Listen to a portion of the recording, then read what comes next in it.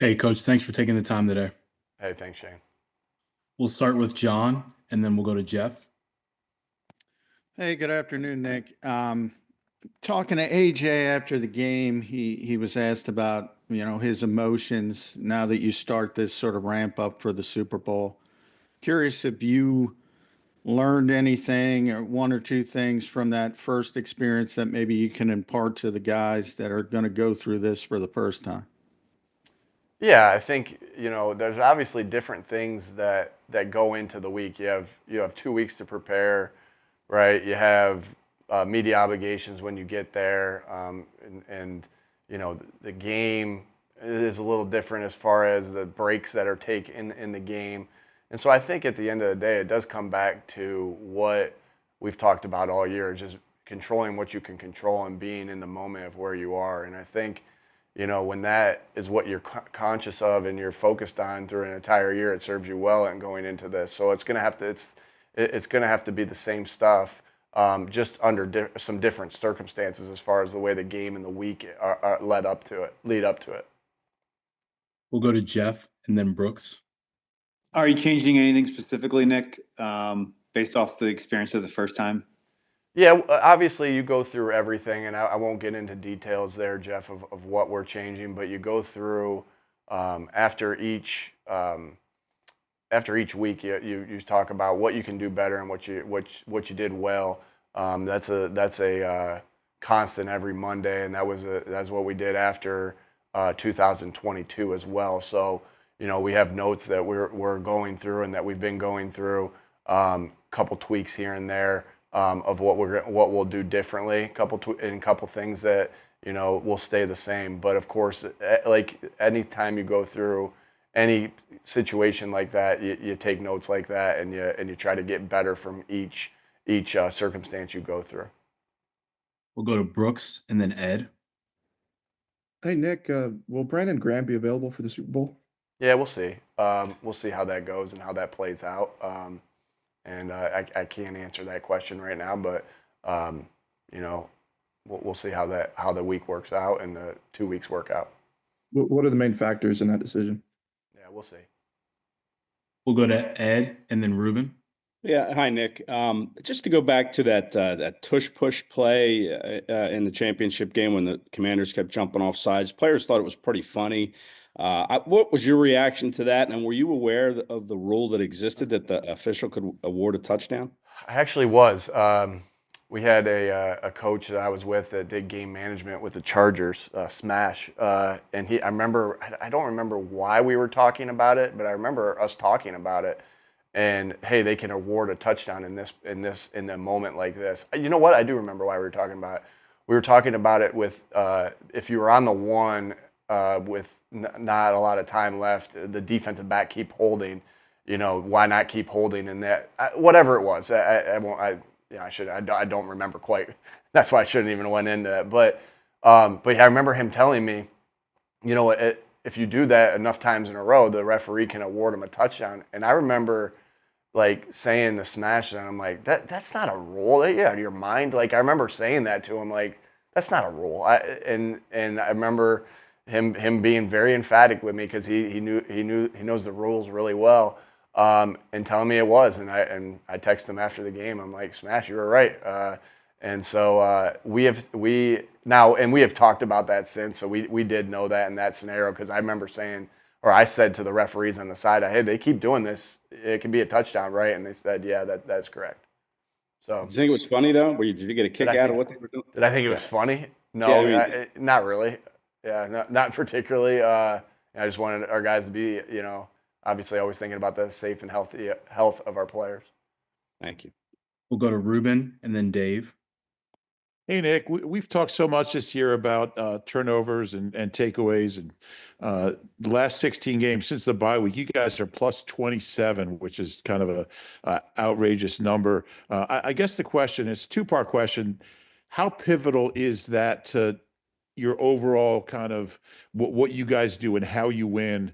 How important is it? And, you have 18 different guys that have takeaways, which is another crazy number. So like anybody on the team can force a turnover at any point. How valuable is that? It's not just one, two, three guys. It's really everybody. Yeah, yeah. First, the players going out there and being able to do it is incredible because you're taking chances at times too of because we've tackled well too. I think sometimes you see in those scenarios that teams take chances there, but they don't make tackles. Well, we've been in the top 10 of missed tackle percentage in the NFL, and which we take a lot of pride in. Again, goes back to our details. But the players when they go out there and execute that on the defensive side of the ball, that's easier said than done. And just really proud of them of how they've been able to tackle well while also taking the football away. It's something we emphasize an awful lot. We've always done a good job of emphasizing it on offense. I think this year we've taken another step and really emphasize it even more so this year as a defense.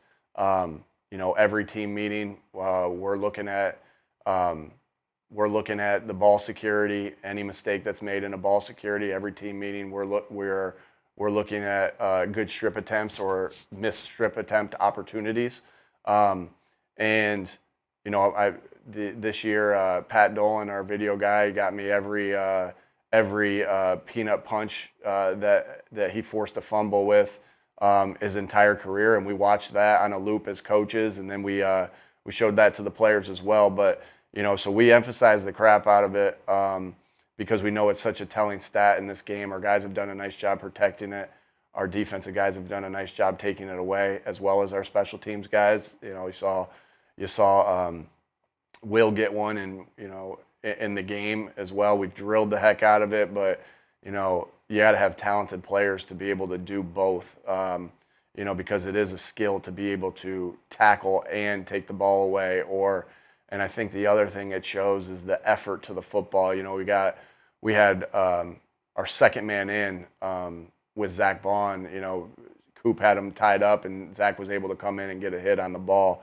On the one on Sunday. So just that shows you relentless effort by our guys of getting to the football. And we talk a lot about, good things happen when you get to the ball, whether that be, Zach going in and cleaning it up on Sunday, whether that be Grant Calcaterra being there behind the football on Dallas's fumble against Washington on that Thursday night. And it's just you got guys that are in great shape to be like, you can't be relentless effort unless you're in great shape. So it's just another notch to these guys of how good they have their bodies in shape, and the strength staff and the training staff just of getting those guys in shape, and the guys themselves just being relentless. Thank you. We'll go to Dave and then Martin. And Nick, with how often you talk about facing adversity, what do you think you showed your team with dealing, how you dealt with your adversity coming into this season? Yeah, everything that I asked them to do, it's like I think about if I'm asking them to do something, I better be pretty darn good at it. Whether that's detail, whether that's mental toughness. They don't need to see me physically tough. I don't need to be that anymore. But mental toughness, whether that's connecting, those three pillars of our culture. That I better be doing those things like crazy. And so I don't know. Hopefully I provide a good example for them in moments like that. But I also hope that I provide a good example to them of blocking out the things that you can't control and the outside noise, because there's always going to be outside noise. And so again, just try to be an example and lead by example. Like words are. Culture words up on your culture is not words that are up on your wall or or t-shirt that you wear. It's not what it is. It's your habits. And if I want our guys to have these habits, then I better have them myself, and our coaches better have them. And I guess I just try to live by that, Dave. We'll go to Martin and then Bob. Hey, Nick, you guys have like 8 new starters on defense compared to the team that you took to the Super Bowl 2 years ago. What does that say about, the job you guys did drafting and bringing in guys? And also, considering that, I assume it's tough to stay, among the elite teams in the league to be back in the Super Bowl with such a big turnover.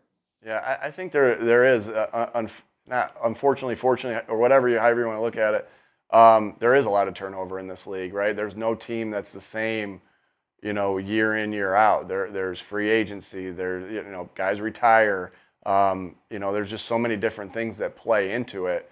There's salary cap, all those different things that play into it. Is that, that's what is special about each individual team, is that you're starting the journey again. And you have principles in place and all those different things, but you're starting the journey over and over again.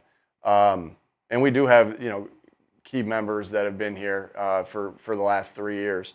I've said how many times, I can't tell you how many times I've said how good a job Howie's done and getting these guys in here. And then it's about, building the team and building the habits and the guys continuing to get better.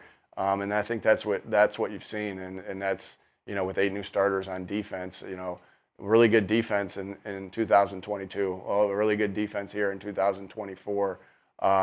And so, so much credit to Howie and his staff, and then the guys themselves of going out there and playing their butts off.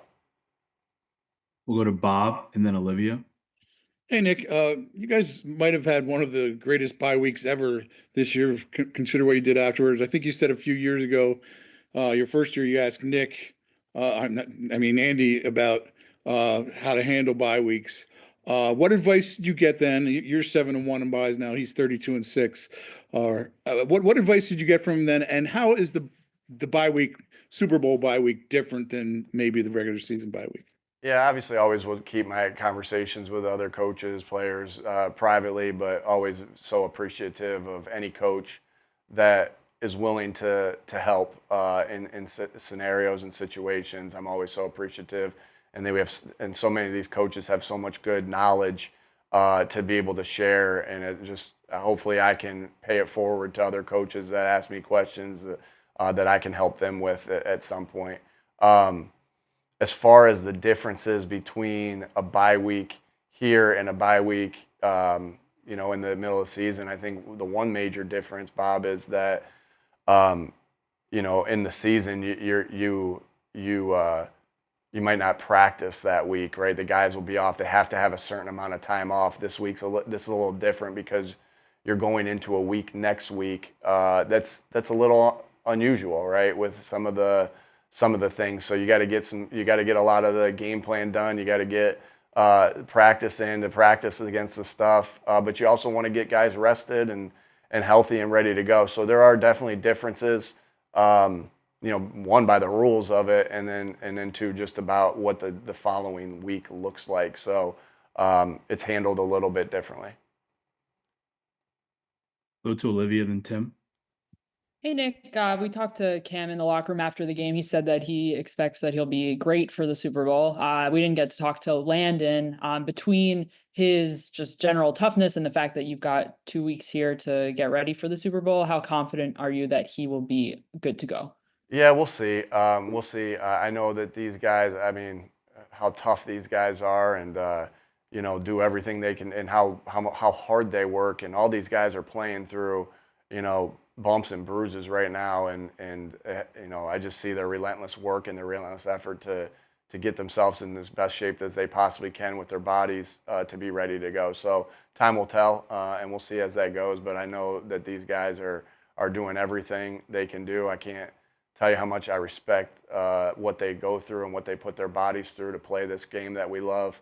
I just got so much respect for that, and toughness is a characteristic that I value so much, in life and in football. And we got a tough team, and these guys, the guys you're asking about, they're tough as heck, and and so that you can go a long way with that, with toughness. Go to Tim and then Bo. And Nick, I wanted to ask you about Jalen's straitjacket comment after the game here. Just kind of your interpretation of that, and then also how much of what you're asking him to do, the way you're asking him to play the game this year, is factoring into the fact that it wasn't the most prolific passing season for him. Yeah, I think he was having fun after the game. We've been winning a couple different ways this year. I think he's just having fun after the game. You know, but I know this, like, and he said this plenty of times. He don't care how we win. I don't care how we win, as long as we win, and we do everything we can do to be able to win. And you know, as we've talked a lot, like there's been different circumstances of how games have went and where we've been at in late in games, and but we found a way to win and rattle off 15 out of 16. And so again, thought he was having fun with that after the game, and just loved how he went out and executed and prepared for this game. I always admire that. You guys have asked me about that. I always admire the heck out of him, of how hard he works regardless of the situation. Same guy every day. His mentality, his work ethic, and we had to win a different way this game, and we did, and we showed that we can win multiple ways. I think that shows the type of team we have and the type of selflessness we have on our team. Starting with Jalen. We have time for 2 more, so we'll go to Bo and then Zach. Hey, Nick, I wanted to ask you a specific turnover question. They said on the broadcast that you emphasize that when guys are coming up from the ground, that's a good time to try to get the ball out. I want to know, how that came to be, when that became a particular focus. Yeah, that's been a particular focus. I think you go back, you go back to 2020, and Zach Pascal had one in our Buffalo game of Indy versus Buffalo in the playoffs, and Zach was getting up with the football, and I think Micah Hyde ripped at it as he was getting up. The ball tends to be, there's moments that the ball is at risk, and I don't want to get into everything that we teach there. I won't get into everything that we teach there when that ball's at risk. But one of the moments where the ball's at risk is you getting up off the ground, because and vice versa. Another time the ball's at risk when you're going to the ground, right? Because naturally your body, as you get up, tends to loosen up on that, and when you're going down, the same thing as you tend to brace. So those are things that we drill, create. Jamal Singleton has done an unbelievable job of finding creative ways to drill those two things, and so we drill the heck out of them. And just like the other ball security stuff, we also, if the guy misses a strip opportunity in a moment in practice where he's getting up and we don't take advantage of it, we talk about it.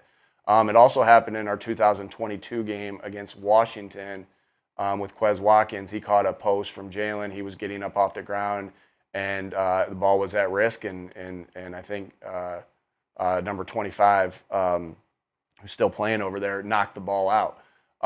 And so again, sometimes you don't have a wide, and if it happens during the league in a game during the league year, we'll show that as well. And so that's not one that's real common because it doesn't happen a ton. But you're sure excited when it happens. And I think Oren, right, and to be able to mentally think about that in the game that Oren did, the way Oren did, is pretty incredible. That he's got coverage responsibilities. He reacts. He sees Eckler going to the ground. He's going there. Eckler gets up and he's like, "Oh shoot, I'm going to punch here." And those are things that you can't do in the spur of the moment unless those are your habits. Like that's why the habits part is so critical. It's like we can talk about it all we want, but unless you're practicing that, unless you're emphasizing it, and after you practice it, then it's got to be part of who you are, because they're split second situations where these things happen. And so, I guess sometimes our best coaching points and our best things that we think about happen to you because of something negative that happened to you, right? Those are both situations. Now in the Buffalo Indy game, they called Zach down. I think we might have got away with one there. Quez definitely was a fumble, and it turned that a little bit. And so sometimes your scars of the things that you've went through help you become better. And I think that's just another way of our team, embracing adversity and trying to get better from each individual thing that we go through. We'll end with Zach here. Hey, good afternoon, Nick. What's the plan for this week as far as How much will you guys be on the field? Will all the game planning be in before you go to New Orleans? How are you handling logistical meetings? Kind of all the stuff that happens during the bye week. Yeah. Yeah, we have a plan. We're still sorting through some other things of it, and so still, I mean, a big chunk of it is ready to go, and so won't share everything with you guys, but we'll practice. We'll be on the field. We'll be installing things to give you a percentage or a time. Still some of that stuff's up in the air, but you got to get a good portion of it done because of the schedule. Like I was saying to, I believe, Bob, the schedule's a little different next week. There's some different things that you got to handle next week, and you might not have the all-day Tuesday meeting or an all-day Monday meeting because of media night that you would normally have as coaches. So won't get into percentages with you, but you got to get a lot done this week, and refine it, and make sure everything's on point the following week. Thanks for the time, Coach. Thanks, guys.